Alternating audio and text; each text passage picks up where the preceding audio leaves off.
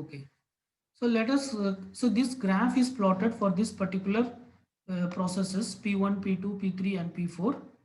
And this considering that P1 needs 6 milliseconds of CPU burst, and P2 needs 3 milliseconds of CPU burst time, and P3 needs 1 millisecond, and P4 needs 7 milliseconds of CPU burst time. Okay. So this graph basically it calculates the average turnaround time. This graph is plotted for the average turnaround time considering different values for the time quantum q. Considering different values for the time quantum q. So if q is 1, then what will be the average turnaround time? So that is what this 11 is. Okay. If q is 2, then what will be the uh, average turnaround time? That will be 11.5. If q is 3, what will be the average turnaround time? That will be somewhere around 10.8. If q is 4, what will be the average turnaround time? Again 11.5. Okay, like this it was plotted. So for different values of q for this particular process with this particular time slice of CPU, this graph was plotted. Okay, let us assume for one case, let us discuss. Let us assume q is 1. Let us assume the value of q is 1. Okay, that is the CPU is going to context switch after every 1 millisecond. After every 1 millisecond, the CPU is going to context switch. So if you draw a Gantt chart for this, really it is going to be little big. Okay, but let us try to draw that. So this is the order of the process. First there is P1, then P2, then P3, then P4, and each will get only 1 millisecond. So in the first round at 0th millisecond, P1 will get 1 millisecond. Okay. Then P2 will get 1 millisecond. Then P3 will get 1 millisecond. Then P4 will get 1 millisecond. Okay. So after one round, what happens? So this is one round. One round has completed. Let me mark this. So this is one round. One round has completed. So the first round has completed at 4th millisecond. So now the remaining time for each of the processes, for process 6 it will be 5, for this it will be 2, process 3 has finished. Process 3 needs only 1 millisecond, so it already completed. Process 4 has 6 milliseconds. So in the second round we have only 3 processes, P1, P2 and P4. So in the second round, first there will be P1 and then there will be P2 and then there will be P4. So this is round 2. This is round 2. Okay. So in the round 2 we have only 3 processes, P1, P2 and P4, because P3 has already finished. So round 2 completed at what time? 5, 6, at 7th millisecond round 2 has completed. So after round 2, if you see what will be the values of all these things, it will be after round 2, P1 will have 4 milliseconds left over, P2 will have only 1 millisecond, P3 has already completed, and P4 will have 5 millisecond. Okay, P1 4, P2 1, P3 finished, and P4 5. Okay, so this is the remaining time quantum required. So in the third round also, all these 3 processes will continue. That is P1, P2 and P4. P1 will first execute, then P2 will execute. Okay, then P4 will execute, right?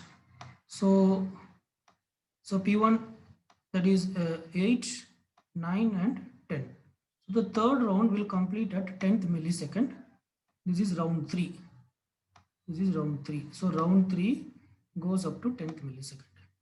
After round 3, what happens? The remaining time will be for process 1, 3 millisecond. Process 2 has already finished. Process 3 has already finished. and process 5, the remaining time will be 4 milliseconds. Okay, so now in the fourth round there will be only two processes. What are they? P1 and P4. P1 and P4, only these two processes will be there. So P1 will execute for 1 millisecond, and then P2 will execute for 1 millisecond. So that is the fourth round will complete at 12th millisecond. Okay, so this is the next round, which is fourth round, which completes at 12th millisecond. So after this, what happens? P1 is 2 and P4 is 3. P1 is 2 and P4 is 3. Okay, so after 4th millisecond, P1 needs 2 more cycles and P4 needs 3 more cycles. Okay, so again now P1 will execute for 1 millisecond and P2 will execute for 1 more millisecond. Okay, that is P1 will complete at 13th millisecond and P4 will release the processor at 14th millisecond. So this is at fifth round. This is at fifth round. So after fifth round, P1 need, after 5 rounds, P1 need 1 more millisecond to complete, and P2 needs 2 more milliseconds to complete. Okay. So during the next round, what happens then? Again, P1 will execute first. Okay, and then P2 will execute. So what happens? P1 will release the CPU at 15th millisecond, and P2 will release the CPU at 16th millisecond. Okay, so after this particular round, P1, so this is sixth round. This is sixth round. After sixth round, P1 completes. P1 becomes 0. P1 needs no more time. P4 needs 1 more millisecond. P4 needs 1 more millisecond. So now there is only one process left over, that is P4. That is P4. So P4 needs 1 more millisecond. So it will execute for 1 more. Sorry, here it is P4. It should be P4. I'm mentioning as P2. This is P1. So after third round, P2 complete. So it is P1 and P4. Everything is P1 and P4. This is also P1 and P4. Okay. So the last round, P4 executes for 1 more millisecond. Okay. So P4 now completes at 17th millisecond. Now this also has become 0. So now it is completed after 6th round, after 7 rounds totally. Okay, after 7th round. Okay, so now you can calculate what is the turnaround time. So what is the turnaround time for P1? What is the turnaround time for P1? So if you see, P1 completes at 15th millisecond. So here the arrival time for all jobs is 0 millisecond. So it is completion time minus arrival time. So 15 minus 0 is 15. So the turnaround time for P1 is 15. And what is the turnaround time for P2? P2 completes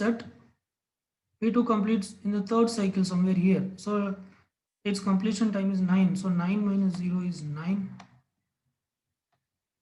Okay, and P3, what's the turnaround time for P3? P3 has finished in the first round itself. That is at 3rd millisecond it finished. So its turnaround time is 3 minus 0, 3. And P4 is the one which finished at last. Okay, so P4 completes at 17th millisecond. So its turnaround time is 17 minus 0, that is 17. Okay, now add all these things and divide it by 3. So when you do that, what you get is, if you add all these values, that is 15 plus 9 plus 3 plus 17, which is 44. Okay, so 44 divided by number of process. So number of process is 4. So 45 by 4 is the value. What you get is 11. So that is how you got this particular value 11. So 11 will be the turnaround time if the value of q is 1. Like that, you should calculate what will be the turnaround time if q is 2, and what will be the turnaround time if q is 3, 4, 5, 6, and 7. Okay, so that I leave it as a homework which you try to do and revert back. Okay, so from this what we can understand in the sense, here there are so many context switches. So the q value should not be too high and also it should not be too low. So generally it is suggested that the q value should be such a way that 80% of the CPU burst should be shorter than the q value. 80% of the CPU burst should be shorter than the q value.